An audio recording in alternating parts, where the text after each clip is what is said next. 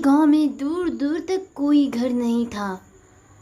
यहाँ से नज़ारा देखते तो काफ़ी जंगल दिखाई देता और यहाँ पर अधिकतर लोग भी नहीं रहते। इसमें से एक घर में एक आदमी रहती थी जो कि बड़ी ही आलसी थी।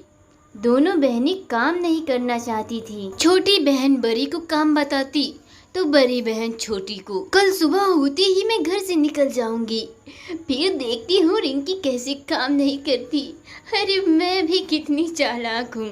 ऐसा कहकर नैना फिर नए नए बहाने खोजने लगती है क्योंकि वह काम नहीं करना चाहती थी और नैना बस सवेरे होने का इंतजार कर रही थी। और जब सवेरा हुआ तो रिंकी भी काम करने के आजकल से नहीं उठ रही थी क्योंकि वो भी अपनी बहन से कम नहीं थी। अरे ओ महारानी, चल अब उठ जा, मैं काम से बाहर जा रही हूँ, तब तक तुम घर की सफाई करके रखना। नैना ऐसा कहकर उसके पास खड़ी रहती है पर उधर से कोई जवाब नहीं आता और इस पर नैना उसके जवाब का इंतजार करने लगती है। लगता है महारानी नहीं उठेंगी, मुझे क्या, मैं भी सोने जा रही हूँ, मुझे भी कोई काम नहीं करना। ऐसा कहकर नैना भी अपने कमरे में आ जाती है पर उसे भूख के मारे नींद नहीं आ रही थी। अरे मुझे तो जोरों की भूख लग रही है पर मैं भी आज खाना बनाने वाली नहीं हूँ। हर रोज वो बस मेरी बनाई हुई खाना को खाती है, आज मैं भी नहीं बनाऊंगी। नैना के जाते ही रिंकी भी उठकर बैठ जाती है। भूख तो उसे भी लग रही थी। अरे बड़ी पागल लड़की है, मेरी नकल करती है, देखो खुद तो खाना नहीं बना पाती। मैं सोई थी और महारानी मुझे ऑर्डर देकर गई, मैं तो नहीं बनाने वाली, चलो दोनों भूखे ही रह जाते हैं। एक दूसरे की नकल करने के चक्कर में दोनों ही बहनें भूखी रह जाती हैं। इस कहानी से हमें यह शिक्षा मिलती है कि हमें दूसरों की नकल कभी भी नहीं करनी चाहिए, अपना काम खुद करें। एक समय की बात है, एक गांव में बहुत सारे अमीर लोग रहा करते थे पर इस गांव में एक घर ऐसा भी था जिसमें एक गरीब लड़की रहती थी। उसका इस दुनिया में कोई नहीं था पर वह जहाँ तहाँ से पैसे जुटाकर अपना गुजारा कर रही थी। उसके घर में खाना ना होने की वजह से वह पास के नदी में जाती है। अरे आज तो जंगल में भी कुछ खाने के लिए नहीं मिला, चलो आज पानी पीकर ही सो जाऊंगी, क्या पता कल कुछ मिल जाए, पर मुझे बहुत जोर की भूख लगी है। ऐसा कहकर वह लड़की सोचने लगती है। उसे अपनी भूख भी बर्दाश्त नहीं होती है पर बेचारी कर भी क्या सकती थी। वह अपने पड़ोसियों से मांग मांग कर थक चुकी थी। काफ़ी रात होने की वजह से संजना भूखी ही सो जाती है क्योंकि उसे कुछ भी खाना नहीं मिलता और कोई चारा भी नहीं था उसके पास। सुबह संजना जैसे ही उठकर दूसरे कमरे में आती है तो देखती है उसके कमरे में बहुत सारी मिठाइयाँ।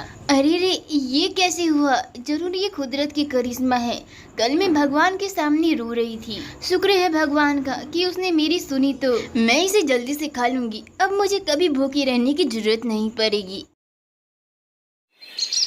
सोनपुर नामक गांव में बहुत से ईमानदार लोग रहा करते थे लेकिन उसमें से एक घर ऐसा भी था जहां एक बेईमान आदमी था जिसके मन में हमेशा लालच ही उत्पन्न होता था। काश मुझे पैसों से भरी बोरी मिल जाए, मैं राज ही राज करूंगा। सुमित कभी मेहनत से कमाने की नहीं सोचता, वह हमेशा दूसरों के धन को हड़पने के बारे में ही सोचता था। सुमित एक दिन पैसों की तलाश करते करते जंगल पहुंच गया। हे भगवान, सुमित को आप ही कुछ बुद्धि दीजिए, मैं क्या करूं, मैं उसे समझा समझा कर थक गई हूं कि लालच बुरी बला है। कहाँ हो इच्छाधारी नागिन, मुझे पता है तुम यहीं कहीं हो, चलो अब जल्दी से मेरे सामने आ जाओ। सुमित नागिन को पुकारते पुकारते आगे की ओर जाता है कि कहीं उसे नागिन की तलाश हो जाए, पर जैसे ही वह कुछ देर जाकर रुकता है वैसे ही वहाँ पर एक इच्छाधारी नागिन आ जाती है जो कि काली विशाल देखने में। नागिन सुमित को देखकर अपने असली रूप में आती है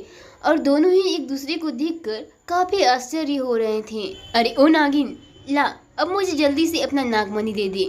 देखो तुम जो भी हो, मैं नहीं जानती कि तुम कौन हो, पर मेरे पीछे मत पड़ो, हम नागिन इतनी तपस्याएं तुम्हें नागमणि देने के लिए नहीं करती हैं। अच्छा, तुझसे तुम्हें बाद में लिपटता हूँ क्योंकि मुझे अभी तुझे हराने के लिए कुछ भी नहीं है। ऐसा कहकर सुमित वापस घर आ जाता है।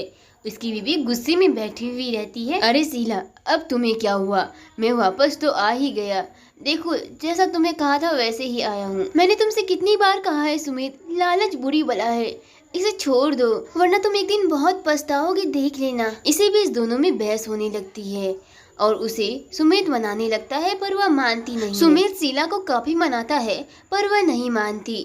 वह हमेशा के लिए सुमित से नाराज थी, इसलिए वह एक भी बातों का जवाब नहीं देती। हे भगवान, आज फिर ये गायब है, पता नहीं मैं इनका क्या करूं। हे भगवान, आप ही कोई रास्ता दिखाइए। शीला मन ही मन में सुमित की जाने का अफसोस करने लगती है।